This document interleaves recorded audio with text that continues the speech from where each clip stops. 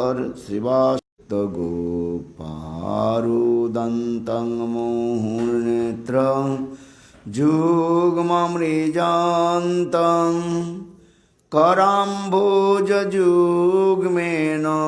कुण्डलं गोकुले भ्राजमानम् यदृक्षलीलाभिरानन्दकुण्डे सघोषङ्निमज्जन्तम् आख्यापयन्तम् त्वदीयसितज्ञेषु भक्तैर्जिस्तत्तं पुनः प्रेमस्तत्तं शतावृत्तिवन्दे नमामि शरणं सच्चिदानन्दरूपं लसत्कुण्डलं गोकुले भ्राजमानं वरं देवमोक्षं न मोक्षं वधिं वा न चान्नं वृणेऽहं वरेशादपीह इदन्तेव पूर्णाथ गोपालबालं सदा मे मनसावि रास्तां किमन्यम् इदन्ते मुखम्भोज अवक्तनीलै वृतं कुन्तलै स्निग्ध रक्तैश्च गोपा मुहुश्चुम्बितं बिम्ब रक्ताधरं मे मनसा विरास्तां अलं लक्ष्यलाभै नमामि शरणं सच्चिदानन्दरूपं लसत्कुण्डलं गोकुले भ्राजमानम् नमो देव दामोदरायन्त विष्णु प्रसीद प्रभो दुःखजालाब्धिमग्नं कृपादृष्टिवृष्टाते दीनं बतानो गृहाणि समामगं मेदोक्षिदृशं कुबेरात्मजो बद्ध मूर्तैव जद्वत् त्वया मोचितो भक्ति भाजो कृतो च तथा प्रेम भक्ति सकां मे प्रयच्छ न मोक्ष ग्राहो मेस्ति दामोदरेऽहम् नमोस्तेस्तु दाम्ने स्फुरदीप्तिधाम्ने त्वदीयदरायथ विश्वस्य धाम्ने नमो राधिकायै त्वदीयप्रियायै नमोऽनन्तलीलाय देवाय तुभ्यं नमामि शरणं सच्चिदानन्दरूपं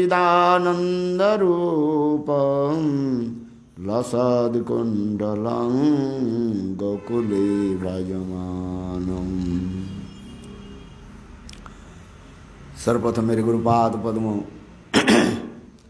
नित्यलीला प्रविष्ट ओं विष्णुपाद अष्टोत्तर सदस्य श्रीमद् भक्ति वेदांत शिल वामन गोस्वामी महाराज एवं नित्यलीला प्रविष्ट ओं विष्णुपाद अष्टोत्तर सदस्य श्रीमद् भक्ति वेदांत शिल नारायण गोस्वामी महाराज के अभय चरण कमलों में अनंत कोटि साष्टांग दंडवत ज्ञापन करता हूँ। तत्पश्चात नित्यलीला प्रविष्ट ओं विष्णुपाद अष्टोत्तर शतमद भक्ति वेदांत स्वामी महाराज एवं उपस्थित समस्त वैष्णव के जन के चरण कमलों में मेरा अनंत कोटि साष्टांग दंडवत स्वीकार हो। श्री श्री दामोदराष्टकम की पहले श्लोक हम संक्षेप रूप में आलोचना करना है। नमामि शरणं सच्चिदानंद रूपम लसत्कुंडलं गोकुली भ्राजमानम जशोदाभियोलु खलाब्धवमानम परामृष्टमत्तम ततद्रुत गोप्पा। जिनकी कपोल पर दोदुल्यमान मकराकृति कुंडल क्रीड़ा कर रहे हैं, जो गोकुल नामक अपराकृत चिन्मय धाम में परम शोभामान है, जो दोधिभांड फोड़ने के कारण माँ जसोदा के भय से भीत होकर उखल से कूदकर अत्यंत वेग से दौड़ रहे हैं और जिन्हें माँ जसोदा ने उसके भी अधिक द्रुत गति यानी वेग पूर्वक दौड़कर पकड़ लिया। ऐसे उन सच्चिदानंद स्वरूप सर्वशक्तिमान श्री कृष्ण को मैं वंदना करता हूँ। इसके दिग्दर्शनी टीका में श्रील सनातन गोस्वामी पाद बहुत सुंदर रूप में वर्णन किया और साथ ही साथ हमारे श्रील गुरुदेव श्रील नारायण गोस्वामी महाराज अपने दिग्दर्शनी वृत्ति टीकाओं के द्वारा विषय के और भी अधिक रूप में परिस्फुट किया, दिखाया, जिससे सनातन गोस्वामी पाद वर्णन कर रहे हैं।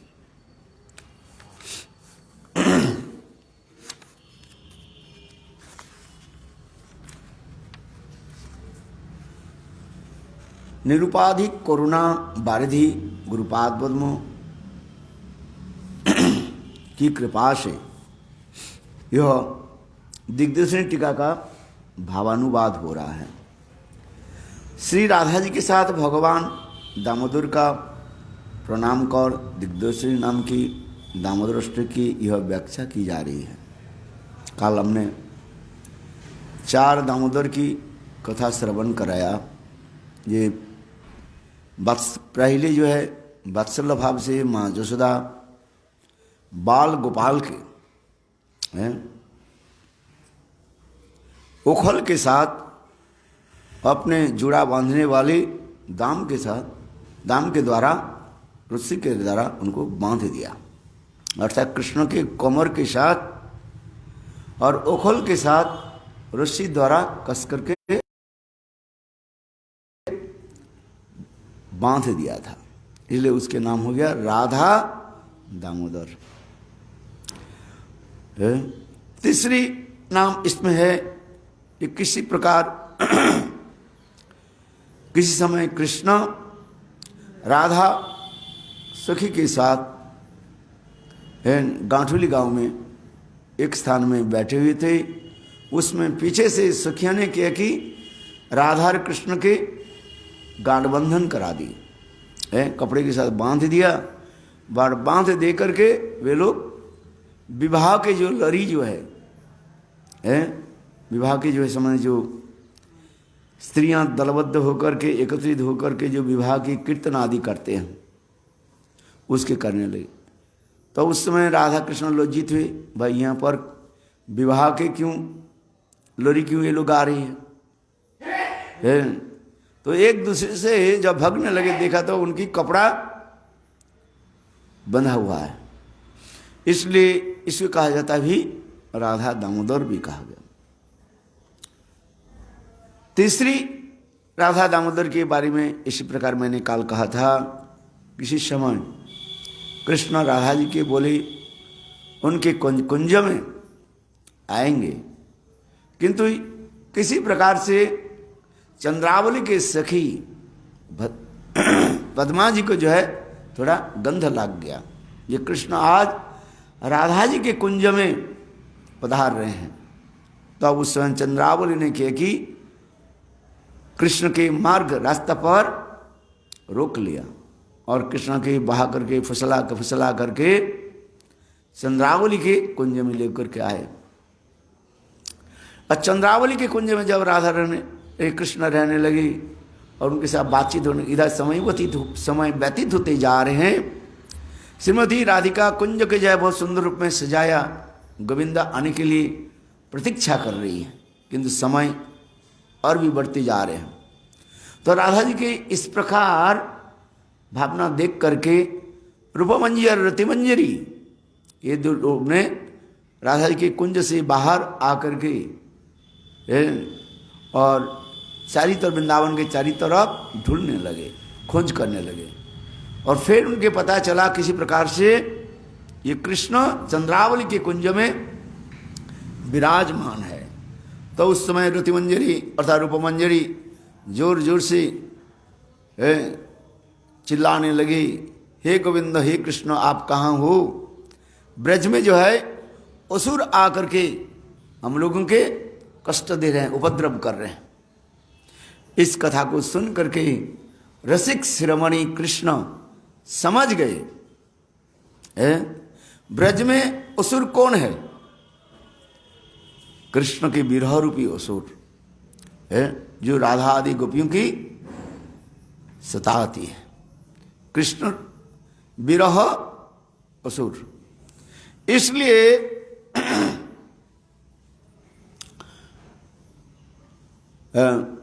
कृष्ण विचार करने लगे क्या की जाए। तो कृष्ण चंद्रावली के कहने लगे, हे चंद्रे, जी मेरे माँ जो है किसी काम करने के लिए भेजे थे मुझे, किंतु मेरा वो काम अधूरा रह गया। तुम यहाँ पर कुंज में रहिए, मैं जल्दी जल्दी अपने माँ के आदेश पालन करके अर्थात कार्य आदि करके मैं आता हूँ। ऐसे कह करके कृष्ण किसी प्रकार से चंद्रावली के कुंज से बाहर आ गए। और जब बाहर आ गए तो बाहर में रतिमंजरी और रूपमंजरी खड़ी थी। उन्होंने क्या कि कृष्ण के जो है पकड़ करके लाए राधा जी के कुंज में। राधा जी के मान तो हुई, फिर किसी प्रकार से कृष्ण मान मनाया।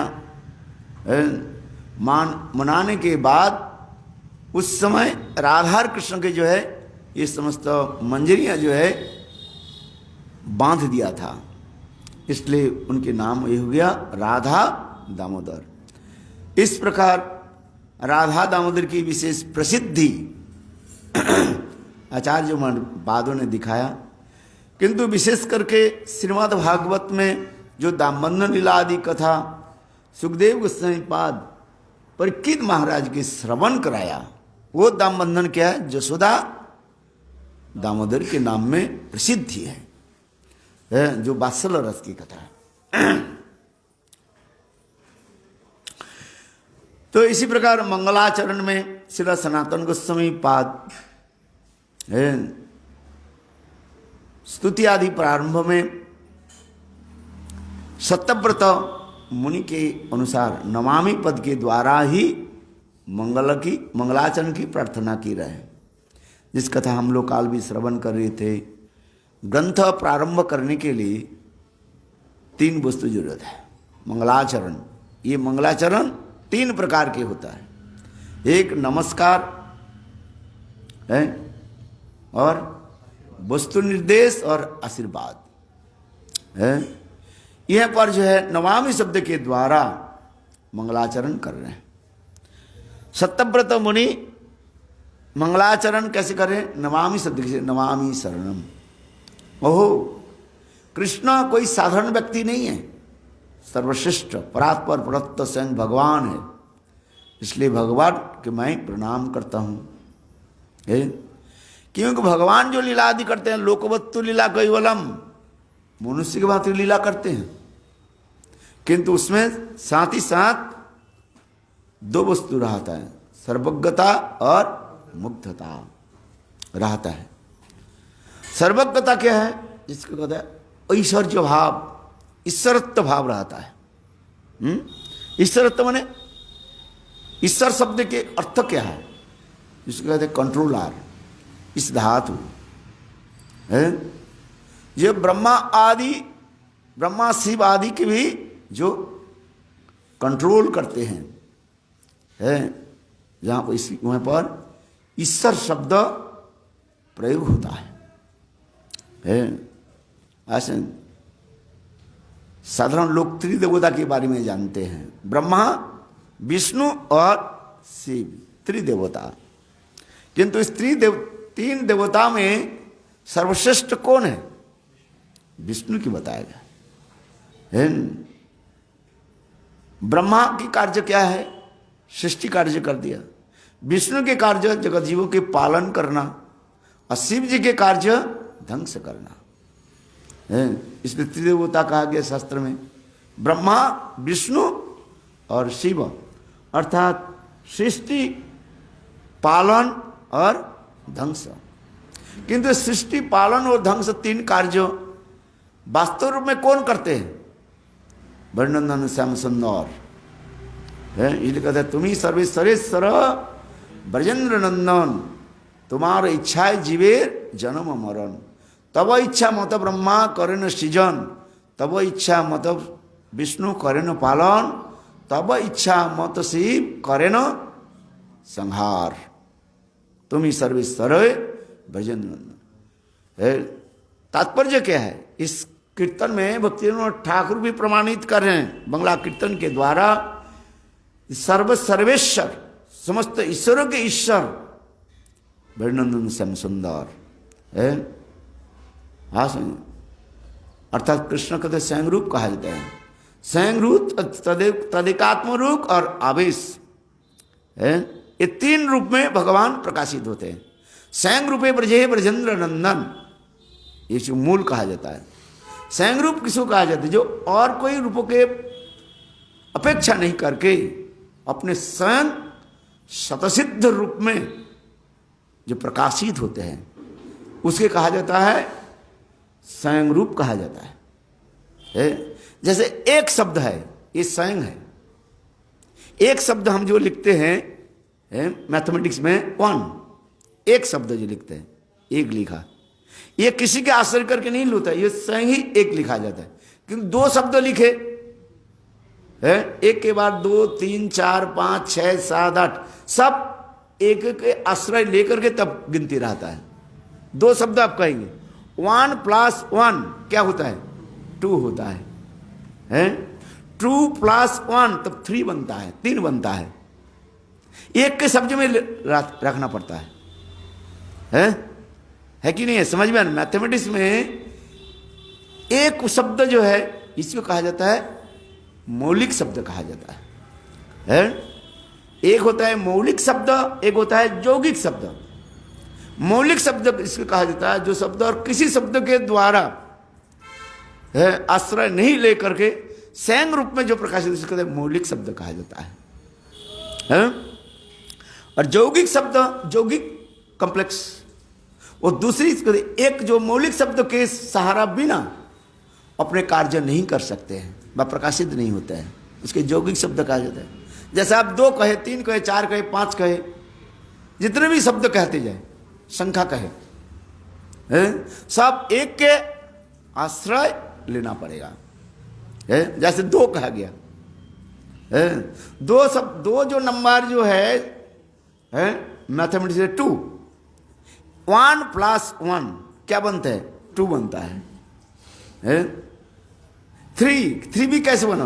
1 + 1 + 1 3 बनते हैं, अथवा 1 + 2 3 बनते हैं। एक शब्द समझ आता है। ये एक क्या है? भगवान वर्णनंदन श्याम सुंदर। इसे तुलसीदास जी कहते हैं, राम नाम को अंक है, सब साधन को सुन, अंक गए हाथ कुछ नहीं, अंक रहे बड़े 10 गुण। राम नाम व कृष्ण नाम ये अंक है। अंक माने संख्या राम नाम के अंक है, सब साधन के सुन, और जितने भी साधन है सब सुनना है। एक लिख करके आप 0 डालो, कितना हो गया? 10 हो गया।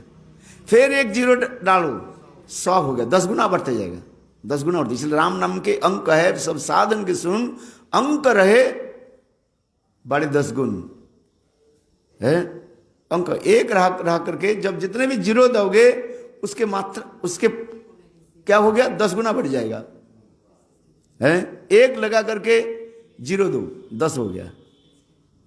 एक फिर और एक 0 दो, 0 के मूल्य क्या होता है? 100 हो जाता है। 10 गुना बढ़ते जा रहे हैं, 1000 ऐसे बनते जाएगा है। किंतु एक के यदि आप पोष दिया जाए, माने अमिट कर दिया जाए, डिलीट कर दिया जाए और सारे 0 रख दिया जाए, वो 0 के मूल्य क्या है? कुछ नहीं है। समझ में आ रहे? एक रख करके, एक लगा करके जब जितने 0 देते जाओगे है, उसके मूल्य एक एक के मूल्य कैसे हो? 10 गुना बढ़ जाएगा। किंतु एक के यदि आप अमिट कर दो, पोष दिया जाए है, तो 0 के मूल्य कुछ नहीं रहता है। अर्थात वो एक क्या है? राम नाम व कृष्ण नाम। और वही है कि ब्रजनंदन श्याम सुंदर स्वयं रूपे ब्रजे ब्रजेंद्र नंदन है। फिर उसकी कहते हैं स्वयं रूप, स्वयं प्रकाश है। वही कृष्ण जो है बलदेव के रूप में प्रकाशित हुए। फिर बलदेव से आ गया संकर्षण, मूल संकर्षण, कारणदुखसाई, गर्भोत्साई, क्षुदुखसाई विष्णु है। फिर नीचे अंत में क्या आ जाएगा? शेष भगवान है। इसी प्रकार कहते हैं भगवत नाम जो सर्वश्रेष्ठ कहा गया। अर्थात ब्रजनंदन श्याम सुंदर स्वयं रूपे ब्रजे ब्रजेंद्र नंदन है। राम आदि जितने भी है सब वही कृष्ण की अवतार माना जाता है। रामादि मूर्तिषु कलान्यमेन तिष्ठन् ननावतारो मकरुत् भुवनेषु किन्तु कृष्ण संस्मरत् पुराण पुमानजो गोविंदम आदि पुरुषं तमहं भजामि। गोविंदम आदि पुरुषं तमहं भजामि। रामादि मूर्तिषु कला नियमेन तिष्ठन्। राम से लेकर के जितने भी अवतार है, मत्स्य, कूर्म, वराह, नृसिंह, ये सब कहाँ से निकले हुए? ब्रजनंदन श्याम सुंदर है। तत्व विचार में क्या है? वास्तव में वही कृष्ण राम के रूप में आ रहे हैं, वही कृष्ण नृसिंह, वराह जितने भी अवतार के रूप में आ रहे हैं है? भगवान एक है, किंतु अपने अचिंत शक्ति के द्वारा अनंत स्वरूप प्रकाश आदि करते हैं। जैसे जैसे भक्त होते हैं उस भक्त के निकट वो स्वरूप के प्रकाश करते हैं। वही ब्रजनंदन श्याम सुंदर वैकुंठ में नारायण के रूप में प्रकाशित होते हैं। चतुर्भुज नारायण है। कृष्ण नारायण में कोई भेद नहीं है, वही कृष्ण ही नारायण रूप में। किंतु यह रसगत भेद क्या होता है? नारायण में क्या बताया था? हैं? नारायण में क्या होता है? उसमें पर क्या होता है? न निष्ठा, शांत रस रहता है। शांत रस में होता है, शांत प्रधान दास्य बन जाता है वहां पर। भगवत सेवा तो है, किंतु मूल क्या रहता है? शांत रस रहता है। और शांत रस के एक ही गुण है, क्या? निष्ठा। वो पर ब्रह्म भगवान है। ममता गंधहीन, ममता नहीं रहता है शांत रस। और वही कृष्ण अयोध्या में राम रूप में प्रकाशित हो जाते हैं। कृष्ण राम में कोई अंतर नहीं है, किंतु रसनोत्कृष्ट थे, किंतु रस विचार में दिखा रहे हैं। वही कृष्ण क्या बोले, अयोध्या में राम रूप में जब प्रकाशित होते हैं तो उसमें शांत और दास्य आ जाता है। शांत और दास्य भाव होता है। शांत रस में निष्ठा, दास्य में सेवा वृत्ति है, 2 आ जाता है। देखो है, अलग ऐसे दिखाते जा रहे हैं। भगवान तो एक ही है, किंतु अपने अचिंत्य शक्ति के द्वारा अपने स्वरूप के प्रकाश करते हैं। अयोध्या में क्या होता है, दास्य प्रधान संत हो जाता है। वैकुंठ में संत प्रधान हो जाता है, संत जैसे प्रोमिनेंट, और दास्य सेकेंडरी होता है। कहाँ? वैकुंठ में। अयोध्या में क्या हो जाता है, उसे विपरीत हो जाता है, दास्य प्रधान हो जाता है। दास्य भाव सर्विचल मूड प्राइमरी होता है, और सख एक क्या बोले शांत सेकेंडरी हो जाता है। ये समस्त विचार दिखाया गया। तो हम जो इस कथा को श्रवण कर रहे हैं, जब सैमसन तुम्ही सर्वेश्वरेश्वर भजेंद्र नंदन, तुम्हारी इच्छा जीवीर जन्म मरण, तब इच्छा मत ब्रह्मा करे न सृजन, तब इच्छा मत विष्णु करे न पालन, तब इच्छा मत शिव करे न संहार। वर्णन श्याम सुंदर की। तो ईश्वर शब्द के द्वारा यह प्रतिपादित हो रहा है, जो ब्रह्मा शिव आदि के कंट्रोलर कहा जाता है।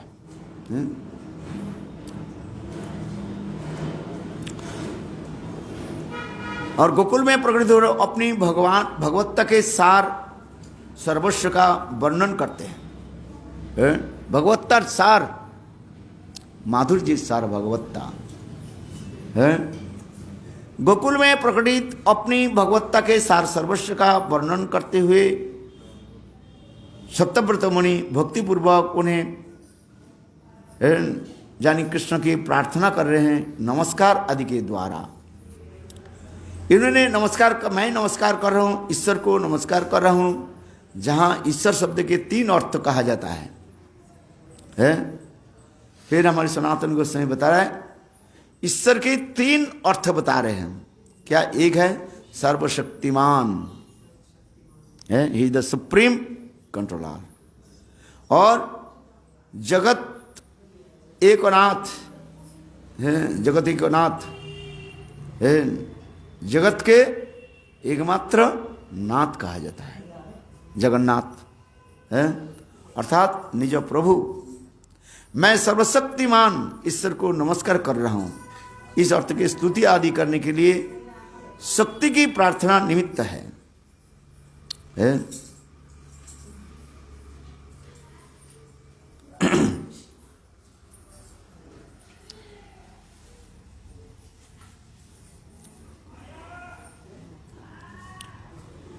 तो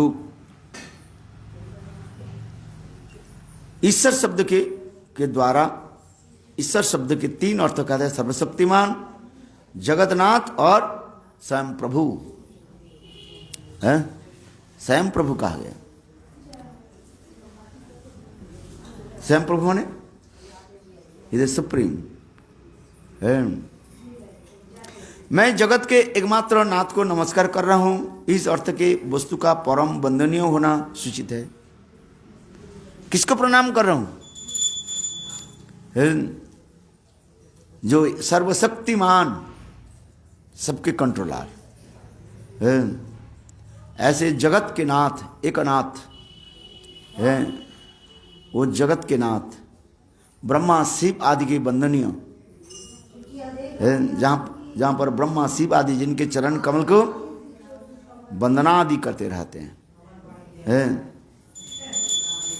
उसके भी मैं प्रणाम करता हूँ। आज समझ, सर्वशक्तिमान।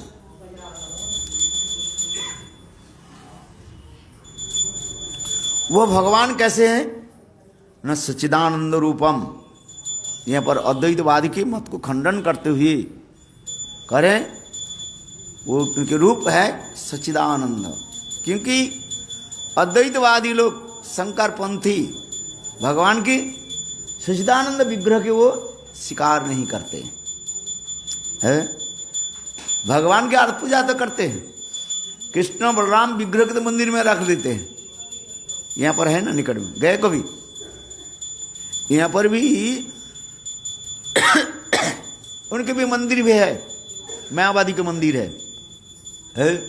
उनके मंदिर में भी कृष्ण बलराम के तो रखा, कृष्ण बलराम के भी ऐसे ठाकुर जी के सजाते हैं, सुंदर वस्त्र आदि दे करके, अलंकार आदि करके सजाते हैं, पूजा भी करते हैं, सेवा भी करते हैं। सब एक ही जैसे करेगा आपको, अंतर क्या है? और हम लोग भी करते हैं, ठाकुर जी के अंदर सुंदर सजाया है, कृष्ण बलराम के सुंदर सजाया, प्रसाद भी देते हैं, हम वो भी देते हैं। मायावादी और हमें क्या अंतर होता है? न विग्रह के सच्चिदानंद नहीं मानते हैं वो लोग, वो माया के वो विग्रह के क्या मानते हैं? माइक मानते हैं, यही है उनकी विचार क्या है? ब्रह्म ही बड़े बड़े कार्य साधित करने के लिए माया के आश्रय करके और मनुष्य रूप धारण करके इस संसार में कार्य के साधित करते हैं। क्या कार्य साधित करते हैं?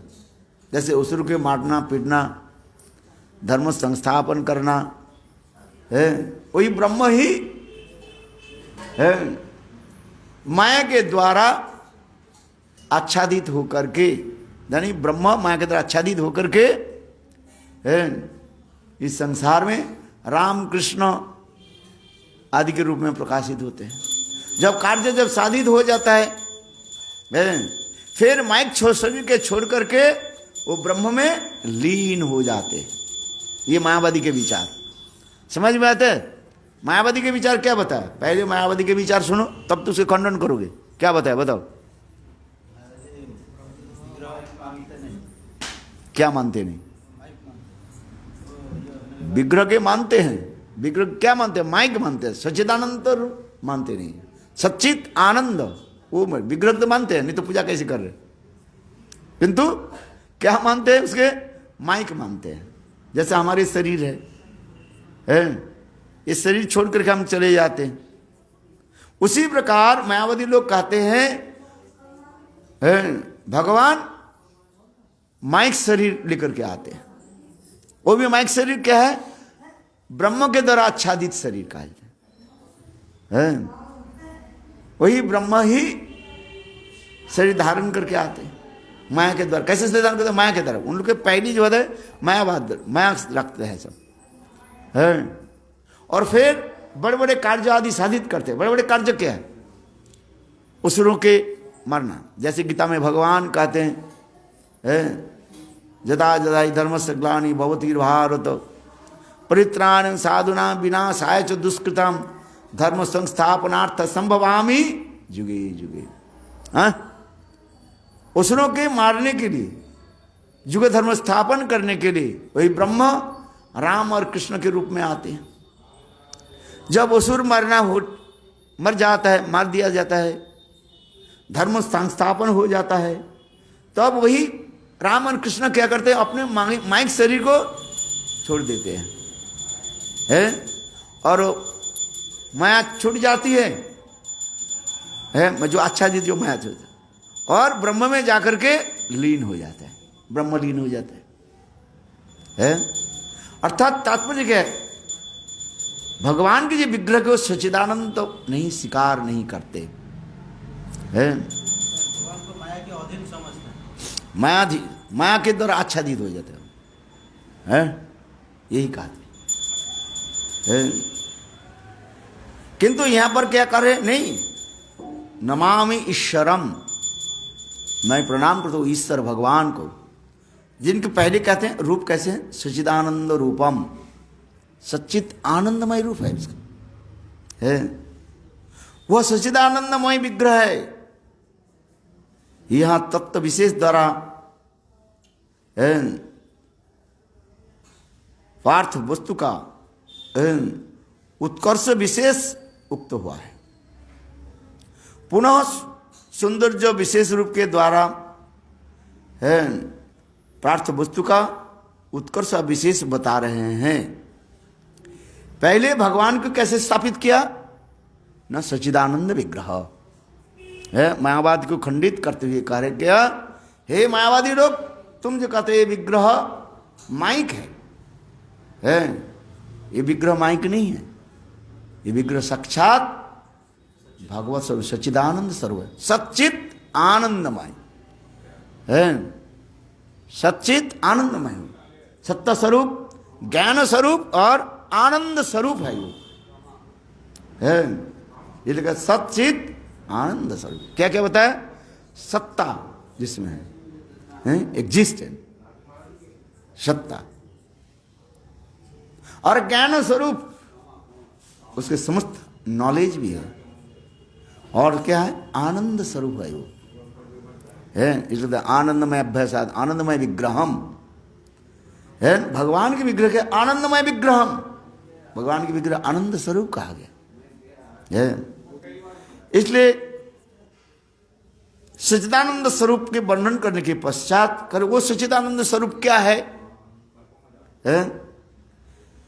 उसी स्वरूप के सौंदर्य को क्या है? क्या जो आपने जो कहा ये भगवान सच्चिदानंदमय है।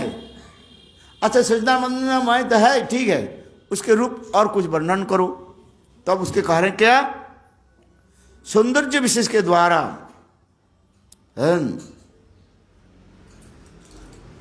वस्तु का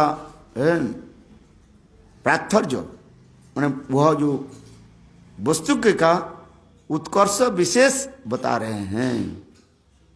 वो भगवान के सच्चिदानंद और कैसे है उत्कर्ष विशेष बता रहे हैं।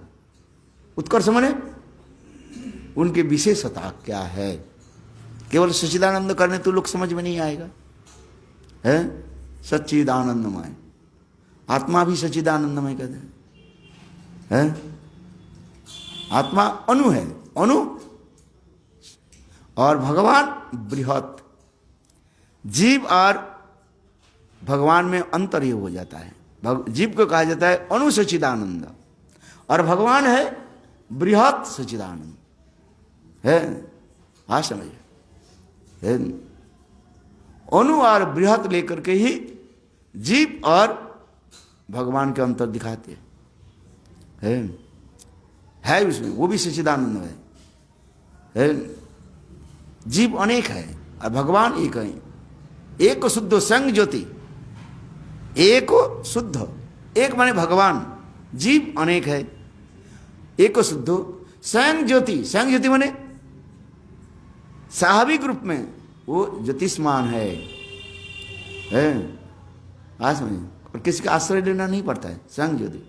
और शुद्ध, शुद्ध माने पवित्र, माया के द्वारा कभी वो दूषित नहीं होते हैं। ये भगवान जो है माया उसके पास नहीं रहते हैं। माया भगवान की शक्ति होते हुए पर भी माया कहाँ रहती है? जहाँ पर भगवान है माया उसके दुरस्थिता। भक्ति योगे न मनसी सम्यक प्रणीते अमले अपश्यत पुरुषं पूर्ण मायांच तदपाश्रयम। तदपाश्रय, माया कहाँ पर खड़ी हुई? भगवान से दुरस्थिता, दूर। जहाँ कृष्ण तहाँ नहीं मायार अधिकार। कृष्ण सूर्य सम माया अंधकार, जहाँ कृष्ण तहाँ नहीं मायार अधिकार। उदाहरण दे, कृष्ण के यदि सूर्य के साथ तुलना दी जाए और माया किसके साथ उदाहरण होगी? अंधकार के साथ, डार्कनेस है। जहां पर सूर्य के प्रकाश है वहीं पर अंधकार नहीं आते, दूर रहते है। जैसे गृह के अंदर में अंधकार है, यदि उस गृह के दरवाजा खोल दिया जाए और सूर्य रश्मि यदि गृह के अंदर में प्रवेश करे है तो अंधकार अपने आप मिट जाएगा, दूर हो जाए, दिखाई नहीं पड़ेगा। इसलिए जहाँ कृष्ण तहाँ नहीं मायार अधिकार। इसलिए कृष्ण सूर्य सम माया अंधकार, जहाँ कृष्ण तहाँ नहीं मायार अधिकार। माया तो है, माया तो भगवान की शक्ति कहा जाता है। बहिरंगा शक्ति माया, बहिरंगा शक्ति माया। कृष्ण की तीन शक्ति बताया गया, एक चित शक्ति, जीव शक्ति और माया शक्ति। माया शक्ति कृष्ण से दूर रहते हैं, विलज्जमानया। विलज्जमाना में अत्यंत लज्जित होते हैं, लज्जित होकर के दूरी रहते हैं। क्यों माया रोहित है? माया जानती है, देखो भगवान के ऐसे सुंदर जीव को जो है, निर्मल जीव को मैं कष्ट देता हूं, है, इसलिए माया संग ही जो है लज्जित हो जाते, हाय हाय ऐसे जीव को क्यों मैं कष्ट देता हूं, है, आया समझे? इसलिए माया स्वयं विलज्जमान है, अपने दोष को स्वीकार करती है माया, है, कहाँ शुद्ध जीव है, और मैं उनको दंड देती हूं, है कि नहीं है? बल आप कहेंगे माया जीव को क्यों दंड देती है? न कृष्ण हुली से ही जीव, भगवान के आदेश है इसके ऊपर। भगवान कहते हैं माया जो जीव मुझसे बहिर्मुख होकर के रहते हैं उसके तुम दंड दो। तो माया के तो भगवान के तो आदेश उनके पास है, किंतु जानते हैं हाय हाय ये जीव को क्यों मैं दंड देते हैं, जो जीव को जो है मोहित करा देते हूं, है, जब जीव शुद्ध जीव है माया के तरफ थोड़ा देख लेते हैं, माया साथ ही साथ उनको आकर्षित कर लेते हैं, हाँ समझे, मोहित करा देते हैं। ऐसे सुंदर जीव को मैंने मोहित करके बस, और उनको मैं दंड दे रहा हूं। माया इसलिए कहते विलज्जमानया, इसमें लिखे विलज्ज माने कि विशेष रूप में लज्जित है, आया समझिए, है, वास्तविक सत्य हो, है, स्त्री के द्वारा वशीभूत हो गए जीव व पुरुष मोहित हो जाते हैं। फिर समझ में आता है हाय हाय मैं स्त्री के द्वारा मोहित होकर के है आज मैं संसार में दुख भोग रहा हूं। संसार के दुख के कारण तो ही है?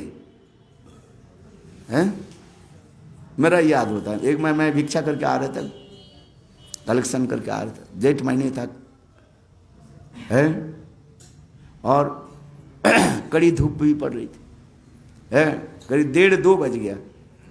मैं जब आ रहा था तो यही जो है रेल क्रॉसिंग है ना, कहाँ पर, आर्य समाज पर, तो रेल ट्रेन आ रही है, वो फटक भी लग गया, निकल नहीं सकते। और ठीक उस तरफ जो है एक दुकान में जो है DVD बज रहे थे, है, गाना गा रहे थे, है, उस गाना में ये सार था, है, वो स्त्री कह रही है, देखो हम लोग कैसे दुखित हैं, तुम भी संसार पालन करने के लिए कितने कष्ट कर रहे हो, और मैं भी इसे कष्ट कर रही हूँ। हमारे बच्चा रो रहे हैं 2 रोटी के लिए, हम परिवार में सभी रो रहे हैं। वो DVD जो गाना चल रहे हैं, वास्तविक सत्य है। तुम हम लोग के पालन पोषण करके, स्त्री पत्नी कर रही है, हम लोग के पालन पोषण करने के लिए तुम इतने कठोर परिश्रम कर रहे हो, है, और कठोर परिश्रम में तुम्हें भी रोना आता है, कष्ट होता है, और मैं भी कष्ट भोग रही हूँ, हमारे बाल बच्चे भी भोग रहे हैं, दिखता हमारी जीवन है। तब वो पति कह रही हैं, वो जो कीर्तन था उसमें कह रहे हैं देखो ये कष्ट के कारण क्या है, मैं हूं। पति कह रहे हैं, बोले कैसे, यदि मैं शादी नहीं करते न तू रोते न मैं रोता। बोलो वृंदावन बिहारी लाल की। अच्छा बात सत्य है कि नहीं? शादी तुमने किया है तो उसके पालन पोषण करना पड़ेगा, बीड़ा उठाना ही पड़ेगा, है कि नहीं है? तुम्हारी जो संकल्प जो है तो लेने, विवाह के समय तुमने तो सत्य संकल्प लिया। क्या संकल्प लिया? कि तुम्हारे जीवन के सारे भार मैं लूंगा, तुम्हारे सुख दुख, तुम्हारे पालन पोषण करने के जितने भी जो कुछ है मैं अपने कांध पर ले लिया। विवाह से मंत्र उसी में है, आता है उसे मंत्र, है? हाँ समझिए, उसमें तो ब्राह्मण क्या बोल रहे थे पता ही नहीं है तुम्हें, केवल हाथ जोड़ करके बस बोल दिया कभी, किंतु मंत्र में है। तो इसलिए वो कह रहे हैं, पति कह रहे हैं ये देखो मैं भी रो रहा हूं, तुम भी रो रही हो, हमारे बाल बच्चे भी रो रहे, इसके रोने की मूल कारण तो मैं हूं। यदि मैं शादी नहीं करते, ना तू रोते, ना मैं ही रोता, ना मेरे बाल बच्चा रोते। अच्छा, बात सत्य है कि नहीं है? है? ब्रह्मचारी जब तक कोई चिंता ही नहीं रहता, और जब विवाह कर लेते हैं तब मजा आता है। हाँ? बात सत्य है कि नहीं है? विचार करो। है? और स्त्री भी समझाती है, हाय हाय, बात सत्य है, किंतु आप तो छोड़ नहीं पाते। किसको छोड़ करके कौन जाए? है? किसको छोड़ करके कौन जाए बताओ? आप पत्नी को नहीं छोड़ सकते, और पत्नी भी आपको छोड़ नहीं सकते, बाल बच्चा भी छोड़ नहीं सकते। माया मोह में है ना, ये माया मोह में जीव पड़ जाते हैं। अंधकार में जब एक बार कूद जाते हैं, है? इस गृहांधकूपम, गृह रूपी अंधकूप कुएं है, जो एक बार कुएं में छलांग लगा देते हैं, उससे निकालना कोई रास्ता नहीं है। है? वो किस कुएं में क्या है? माना धक धक धक धक करके आग जल रही है, ऊपर कैसे आ जाओगे तुम? हैं? ऊपर से आग होते तो छलांग करके वहां भर जाए।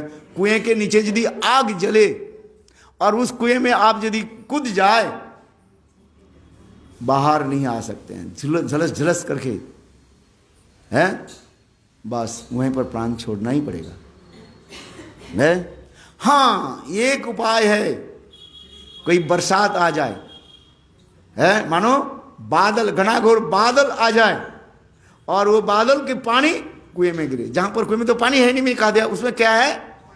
क्या जल रही है? आग जल रही थी। तो बादल की जो बूंद, पानी के बूंद वहीं पर जब पड़े, हो सके वो आग बुझ जाए। तात्पर्य क्या है? कई संत महात्मा रूपी की कृपा रूपी बारी माने जल, समझ में आ रहे?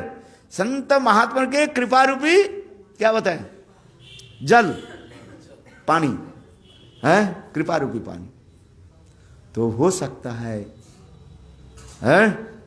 वो आग बुझ जाए, और कोई उपाय नहीं है। हैं? कुएं में पानी रहे, गिर गया, कोई बात नहीं, कुछ समय तक तैरते रहोगे, हैं? बचाओ बचाओ बचाओ। हो सके कोई पानी भरने के लिए आया, उनके कान सुनाई पड़ा, वो रस्सी दे करके उठाए, किंतु जिस कुएं में आग जल रही है, धक धक धक धक करके आग जल रही है, समझ में आ रहे है? तो उस कुएं में आप क्या करोगे? आप बताओ, कौन रक्षा करेगा? है? रस्सी तो नहीं पहुंचेगा, रस्सी पहुंचने के पहले रस्सी भी जल जाएगा, है कि नहीं है? इसको उदाहरण के समझिए। इस उदाहरण के अच्छी तरफ से आप अमल कर करके समझिए। है? मैं उदाहरण देता हूं कई बार। बड़े कुएं में पानी है, उसमें कुछ समय तो आप तैर सकते हो, है? बचाओ बचाओ कोई आकर के आप चिल्लाते हो, है? और भगवान की इच्छा से कोई व्यक्ति पानी भरने के लिए आ गया, देखा तो एक व्यक्ति कुएं में पड़ा है, हो सके वो हल्ला कर दे, गांव के लोग आकर के उठाने के लिए प्रयास करेंगे, है? रस्सियां दे। किंतु यदि आग धक धक करके जल रही है, अथवा वो कुएं यदि सूखा हो, है? तब आप खड़े हो सकते हो, चिल्ला सकते हो, भाई हमें कुएं से उठाओ, अंदर कुएं से उठाओ। किंतु जिस कुएं में नीचे आग जल रही है? आज समझ में? उससे बचने के उपाय है? तो हमारे आचार्य कहते हाँ उपाय तो है, रोग जैसे है उसके दवाई तो होगा। हाँ है नहीं, आज नहीं काल, काल नहीं परसों वो दवाई जरूर है, आविष्कार होगा। है? जैसे अभी कोरोना वायरस के लिए कितने देश प्रयास कर रहे हैं, उसके दवाई के जो है मैनिफेस्ट करने के लिए करेगा जरूर, दवाई भी आ गया।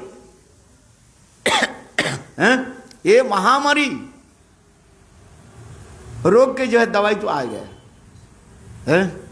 ठीक उसी प्रकार जिस कुएं में आग जल रही है? बोले कुएं में आग कैसे आ गया? आप बताओ, कोई बुद्धि लगाओ। यदि वो कोई में मानो थोड़ा सा कहीं भाई भलकलानो के जो स्फुट है, भलकानो समझते हो? भलकानो है अग्निगिरी हो है, आज समझ में नहीं है?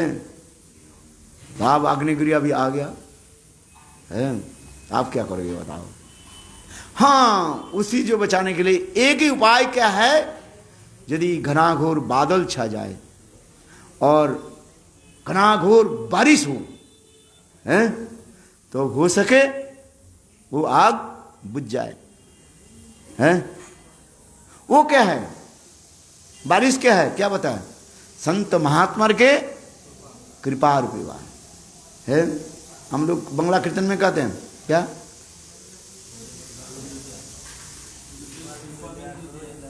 नहीं, यो बंगला कीर्तन जो है, संसार दावान है, दावान लसम संसार दहने दग्ध जीव कुल उद्धार कारण कृपा कृपा बारिदाने है।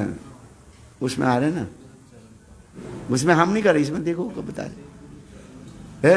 गुरुदेव की जो अहित की कृपा रूपी वर्षा हो जाए, हो सके वो आग बुझ जाए, नहीं तो और कोई उपाय नहीं है। हाँ, समझ में आ रहा? कृपा बारी दाने है। चलो, इसलिए कह रहे हैं हम जिस कथा को बोलते जा रहे हैं, ये वास्तव रूप में भगवान सच्चिदानंदमय स्वरूप है। जीव भी सच्चिदानंद है, किंतु जीव अनुत्त है और भगवान बृहत है। बृहत तो अनुत्त ही यही है, भेद है। भगवान भी चेतन और जीव भी चेतन है। चेतन अमल सौच सुख राशि है। तुलसीदास जी रामचरित मानस में भी जीव के बारे में बताया है, चेतन अमल सहज सुख राशि। जीव भी चेतन है, किंतु जीव अनुचेतन है, अनुचैतन्य जीव, और भगवान बृहत चैतन्य। याद रखना है, कॉन्शस बीइंग है, कॉन्शस बीइंग चेतन धर्म है दोनों में, किंतु जीव है क्या? माइन्यूट कॉन्शस बीइंग, और भगवान बृहत कॉन्शस बीइंग है। ये अंतर हो जाता है, और जीव माया के तरफ वशीभूत हो जाता है, और भगवान मायाधीश, माया के अधीश्वर है, सुप्रीम कंट्रोल ऑफ द माया। और जहां पर भगवान रहते हैं माया वहीं पर नहीं आती। जहां कृष्ण तहां नहीं मायार अधिकार है। इसलिए अद्वैतवादी मायावादी के विषय को इस यहां पर खंडन करते जा रहे हैं। तुम विकार बेकार क्यों बता रहे हो भाई?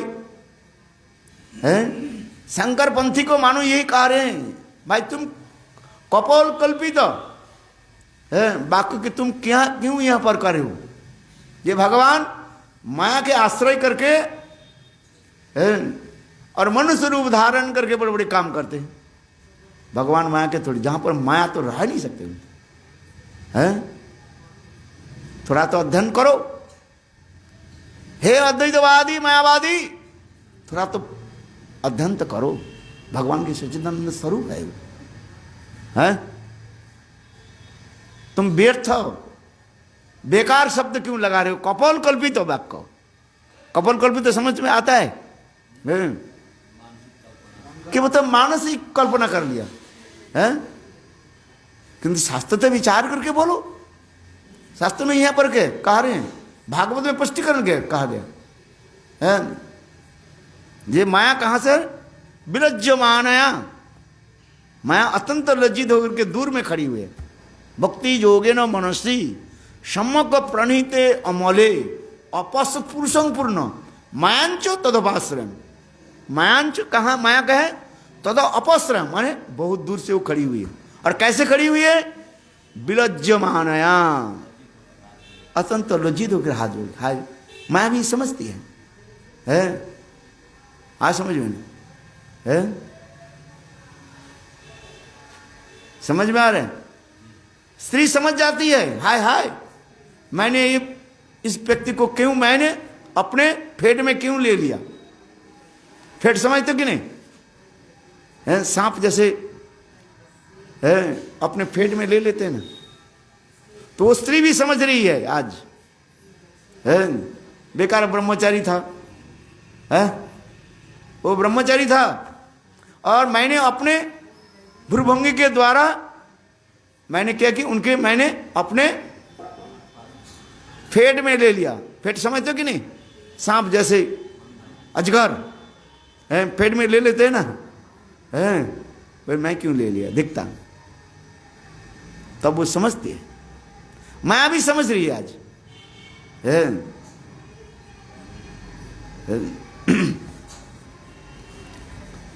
तो इसी प्रकार कह रहे हैं, मायावाद को निरसन करते हुए कह रहे हैं भगवान तो सच्चिदानंद स्वरूप है और भी पुनः सौंदर्य विशेष रूप के द्वारा उनके वस्तु के आकर्षण भगवान की उत्कर्षता विशेष बता रहे हैं। ये भगवान कैसे हैं जिसको वर्णन करते जा रहे हैं है? कहते हैं लसत कुंडलम, वह सच्चिदानंदमय विग्रह स्वयं बाल गोपाल कैसे नाम कानों में कुंडल जिसके विराजमान है, एक एक करके वर्णन करते जा रहे हैं।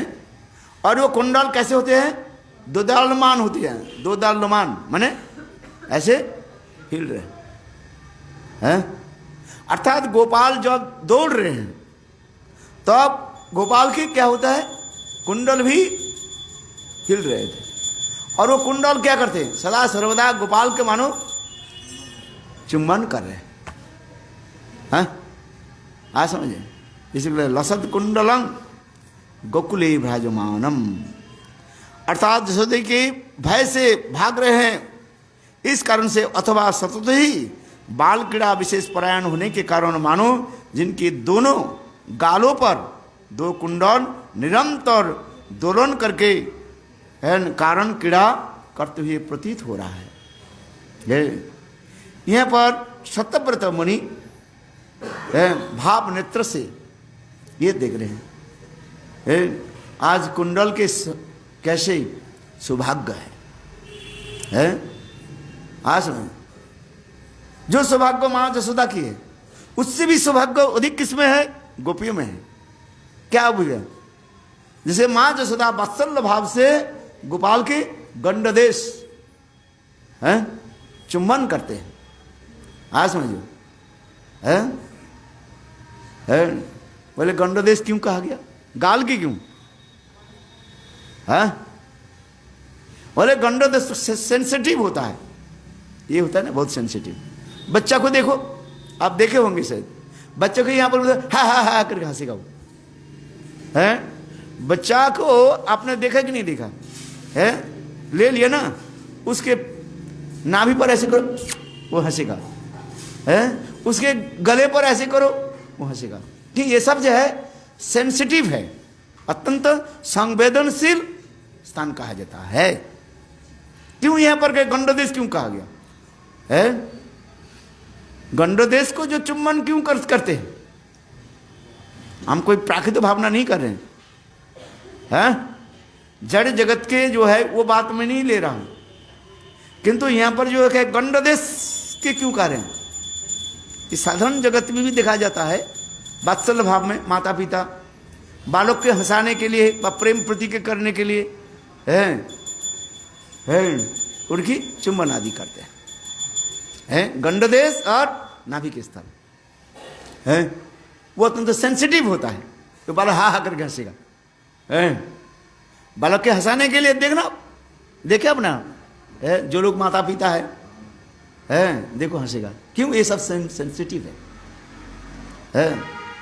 तो उसी प्रकार ये कह रही हैं मानो सत्यव्रत मुनि भाव नेत्र से देख रहे हैं, ओहो ये कुंडल के सौभाग्य देखो, जो सौभाग्य माता यशोदा की प्राप्ति हुई, पर जो सौभाग्य गोपियों की प्राप्ति हुई माधुर्य रस में। आज समझिए, अभी हम वात्सल्य रस में सुने, माधुर्य रस में सुने तुम्हारे बुद्धि खराब हो जाएगा, बुद्धि खराब होगा, क्योंकि जड़ विचार आ जाएगा। इसलिए कहते हैं वात्सल रस तक आप आलोचना करो, माधुर्य रस के तरफ जाओ तुम्हारी बुद्धि खराब हो गया है। ये तो सुखदेव गोस्वामी वक्ता और परीक्षित महाराज जी श्रोता है। बाल ब्रह्मचारी सुखदेव गोस्वामी पाद, जिनकी कोई प्राकृत भावना हृदय में नहीं है, और आसन्न मरणापन्न अभी मरने वाले परीक्षित महाराज, उनके हृदय में कोई काम भाव थोड़ी रहता है। गोविभाव प्राप्त, गोविभाव को प्राप्त कर लिया, उनके हृदय में जड़ीय कोई वासना नहीं रहती। किंतु जो स्थूल शरीर वाले, देहात्म बुद्धि रहने वाले व्यक्ति के निकट थोड़ा मैं ऐसे बोले तो बिल्कुल आपकी जड़ चिंतन आ जाएगा। हाँ, आएगा कि नहीं आएगा? जड़ चिंतन आ जाएगा। किंतु तो सच्चिदानंद है वो, हाँ? इसलिए ध्यान से बोले और ध्यान से सुने। क्या भावना रखना चाहिए? ये कृष्ण सच्चिदानंदमय है। जहां जहां पर जोड़ उदाहरण देते हैं केवल समझाने के लिए सामान्य रूप में, हैं? समझ में? इसलिए कहते श्रोता वक्ता, सुनने वाले और बोलने वाले भी अधिकारी होना चाहिए, हैं? सुनने वाले और बोलने वाले दोनों अधिकारी होने चाहिए, हैं? और नहीं तो बोल दिया तो श्रोता बस सोचने लगेंगे, हैं? अभी अपने गर्लफ्रेंड के साथ कैसे चुम्बन करके आए हैं, बस जा करके कैसे करेंगे, बोला ये तो कथा हम सुन करके आए हैं, और वो किताब खोजेगी स्टूपिड नॉनसेंस किताब जो है, हैं? हाँ, समझ भी नहीं। इसलिए नहीं, चिंतन धारा को जो है आप निर्मल रखें, पवित्र रखें। कथा सुनने के लिए इसलिए मन को चित्त निर्मल करके बैठे, प्राकृत भावना को आप आने ना दें। इसलिए यहां पर भी कह रहे हैं, ओहो वो दो कुंडल, वो कुंडल कैसे? मकराकृति कुंडल है। हाँ समझे, मकर आकृति कुंडल, मकर माने कुंभीर है, मगरमच्छ जिसको कहा जाता है। ये मगरमच्छ की कुंडल की बारी में क्यों आता है मकराकृत कुंडल? वो तुम बताओ, क्यों कहा जाता है मकराकृत कुंडल? मकर शब्द के होता है कुंभीर। कुंभीर जो है, कुम्हीर जो है माने मगरमच्छर जो है, ये साक्षात काम के प्रतीक माना जाता है। हाँ, हम नहीं करें, शास्त्र में यही पट्टिका में भी बताएंगे। मुझे मकराकृति है बा मत्स्याकृति है, मत्स्य आकृति, मत्स्याकृति कुंडल भी कहा गया, मकराकृति कुंडल कहा गया। क्यों? मत्स्य जो है अत्यंत है द्रुतशाली, द्रुत वेगशाली होती है? आज समझ में, बहुत जोर ये वो दौड़ते रहते हैं, मछली एक स्थान पर कहीं नहीं रहती है, ऐसे ऐसे हिलता रहते हैं। इसमें छोटे छोटे मछली होना है। और मकर के उदाहरण इसलिए दिया गया, वो अत्यंत है कामासक्त कहा जाता है। किंतु जहां पर शास्त्र में ये शब्द होता है वो प्रेम वाचक होता है। प्रेम ही वो गोपारामानां काम ही वो मित्र विधीयते है। जहां पर शास्त्र में ये काम शब्द व्यवहार किया गया, वो प्राकृत काम नहीं है, वो क्या है? अप्राकृत काम, जाने प्रेम। प्रेम और काम देखने में एक ही है? आज समझ में नहीं। इसलिए जहां जहां पर जैसे हम लोग काम्य बन जाते हैं, जैसे आज महाराज काम्य बन गए, ये काम्य वन क्या है? काम के वन काम्य वन है। कामस्य वनम इति काम्य वन, उत्तम है कि नहीं है? कामस्य वन, काम के वन है वो। काम शब्द का अर्थ क्या होगा तब? कम धातु से काम शब्द निष्पन्न हुए हैं। धातु की दिभार्बल रूट कहां से हुआ है? काम शब्द से। वो काम क्या है? न प्रेम है। हम लोग काम शब्द सुनते ही हमारी कोई विद्युत के भांति, तड़ित के भांति झंकार देते हैं। क्यों? हम लोग काममय शरीर किंतु वास्तव जहां जहां पर शास्त्र में काम शब्द कहा गया है, ये प्रेम शब्द है। जो नित्य मुक्त महापुरुष है, काम शब्द सुनकर उसे आनंद होता है, मान प्रेम होता है, उसे प्रेम शब्द होता है। और जड़ जगत की वस्तु काम सुनते ही अपने इंद्रिय तर्पण की इच्छा होती है, इंद्रिय तर्पण वो भी आनंद होता है? इसलिए कहते नहीं काम शब्द का अर्थ सुनो है, जहां जब पर काम है वही प्रेम है। प्रेम ही वो काम, प्रेम ही वो गोपरमाना काम ही वो मित्तव धियते। हाँ, इसको समझ लो। सुखदेव को समीपाद परीक्षित महाराज के ऐसे शब्द सुनाया है, जो शब्द साधारण लोग सुनने से, माने बद्ध जीव सुनने से उसके हृदय में विकार हो जाएगा, जड़ विकार होगा। किंतु सुखदेव को समझ के विकार हुआ है, विकार नहीं होता। क्यों? वो तो भाव में, प्रेम में डूबे हुए हैं, और शब्द अर्थ सब प्रेम में शब्द अर्थ कर लगाते हैं। जो जैसे अधिकारी व्यक्ति है उस अधिकार में लगा लेते हैं। आज समझ में? इसलिए शास्त्र में जो काम शब्द जहां पर है उसे समझना चाहिए क्या? प्रेम, निर्मल, पवित्र है। इसलिए कहते हैं लसद कुंडलम है। ओहो, सत्यव्रत मणि भाव नेत्र से कह रहे हैं, देखो कुंडल की सौभाग्य क्या है।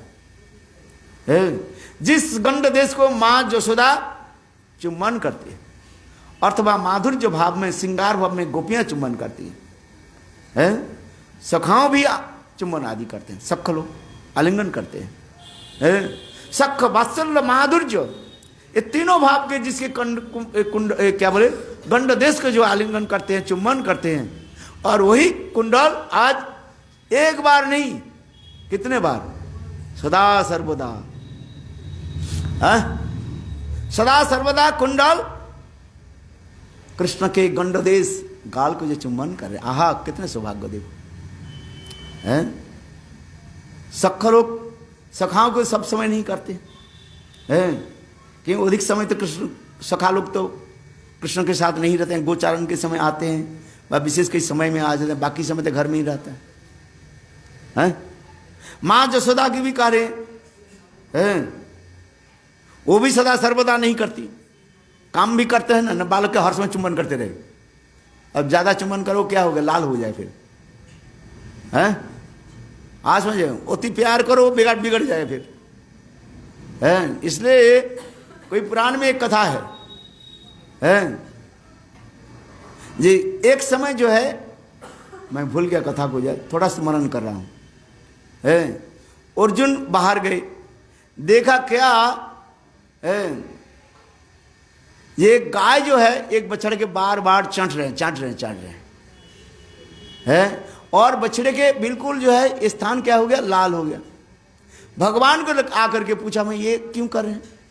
तो भगवान कहते हैं, कलियुग में मनुष्य जो है अपने बाल बच्चों को इतने लाड प्यार करेगा, बछड़े के भांति लाड प्यार करेगा, जिससे वो बिगड़ जाता है।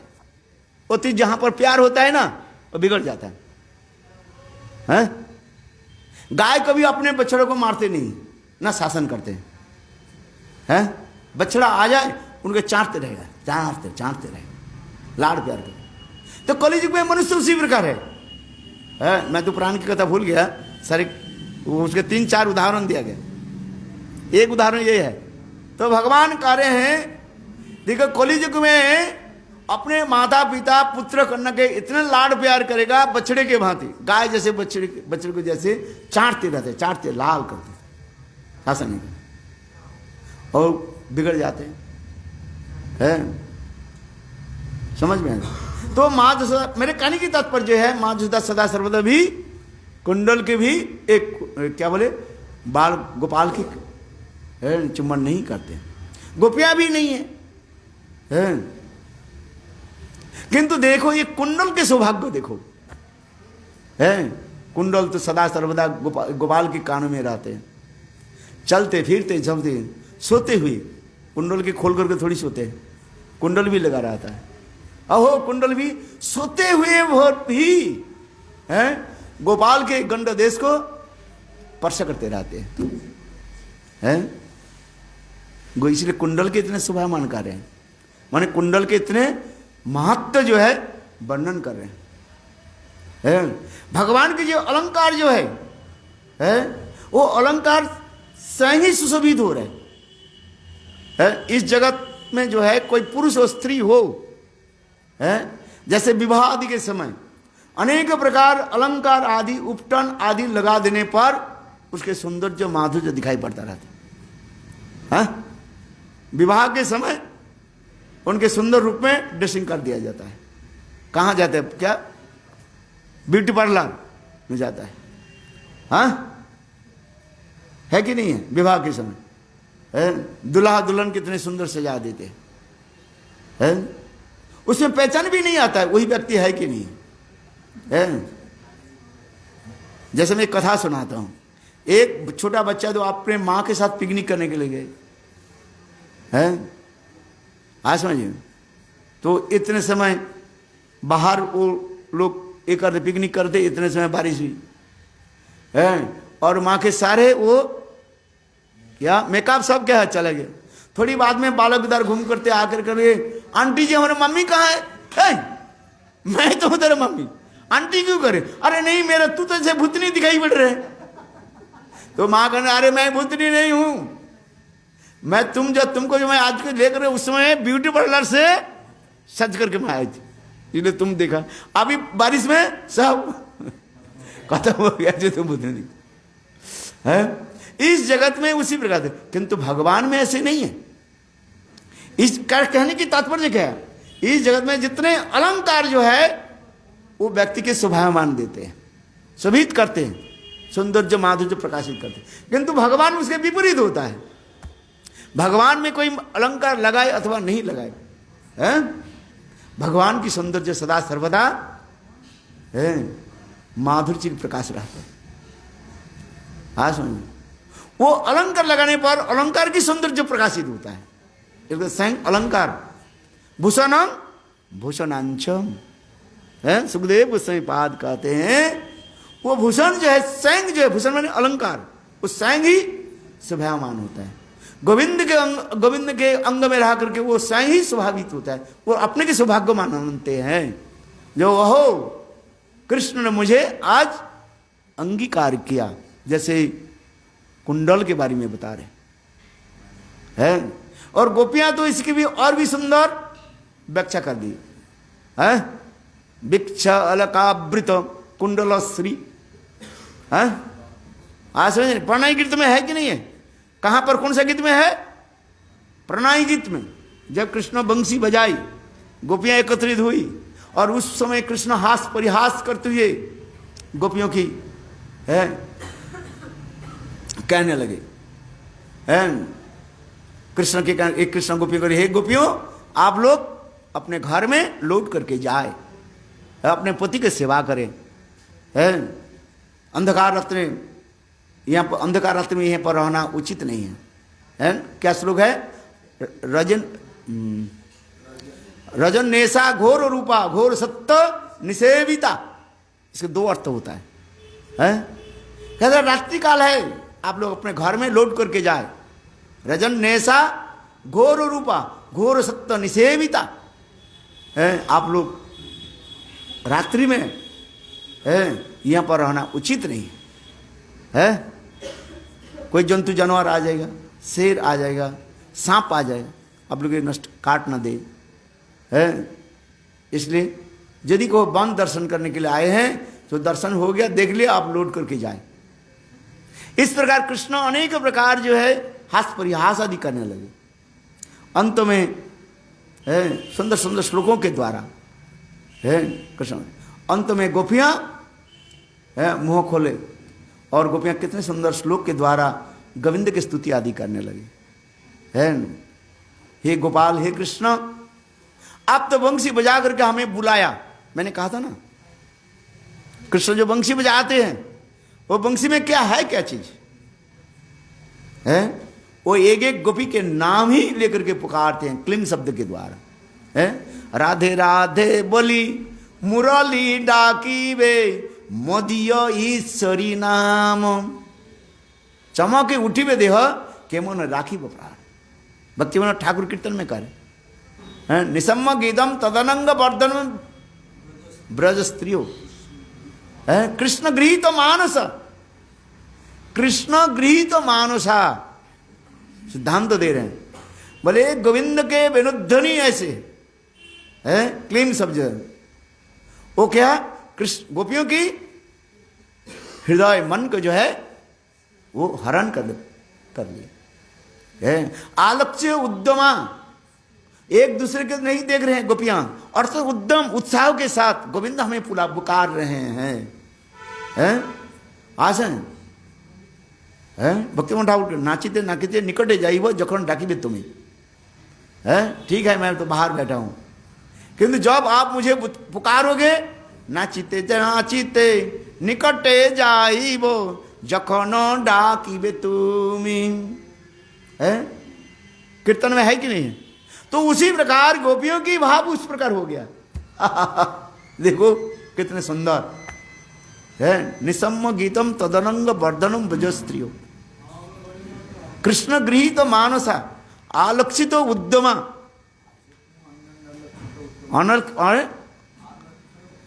आलक्षित सशस्त्र कांत्रो जबला कुंडला। आहा कितने सुंदर श्लोक, वही भी कुंडला शब्द आ गया। हाँ कितने सुंदर श्लोकों की व्याख्या होते जा रहे हैं। भागवत की पढ़ो, हमारे आचार्य पद की माने सनातन गोस्वामी रूप गोस्वामी एक क्या बोले विश्वनाथ चक्रवर्ती के टीका आदि पढ़ो, एक श्लोक पढ़ो बस कम से कम 1 महीने चला जाएगा, इतना आनंद भी आएगा है। जिससे हम एक कुंडल के बारे में बता रहे हैं और आगे बढ़ नहीं पा रहे हैं। गोपियों के नाम लेके तो पुकारे और गोपियां कैसे अपने के सौभाग्य को मत चिंतन करने लगे हैं। ये गोविंद हमें पुकार रहे हैं, गृह कर्म आदि त्याग दे करके सब गोपियां दौड़ने लगी साइड बाय साइड, एक गोपी के साथ दूसरे गोपियां चल रही है, किंतु कोई किसी के देख नहीं पा रहे। क्यों? उनके तन मन जो कुछ भी है अभिष्ट गोविंद में है, केवल आंखों की तरह थोड़ी दिखाई पड़ता है? आंखों की तरह दिखाई नहीं पड़ता है।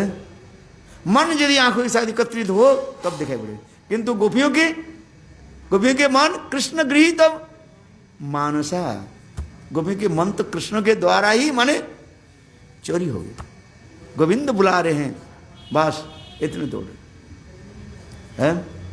कितने सुंदर है। आकुमार ब्रह्मचारी सुखदेव गोस्वामी पाद है, ये समस्त वर्णन करते जा रहे हैं। आज कुंडल की कथा हम बता रहे हैं। ये कुंडल के सौभाग्य, जो सौभाग्य मां जसोदा की प्राप्ति हुई, जो सौभाग्य गोपियों की प्राप्ति हुई, जो सौभाग्य सखाओं की हुई प्राप्ति हुई है। सर्वश्रेष्ठ सौभाग्य किसी की प्राप्ति हुई?